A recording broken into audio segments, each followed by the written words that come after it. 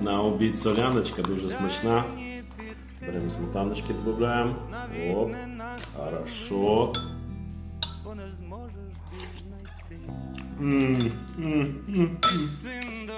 А цибульку шалот. А хлібушка.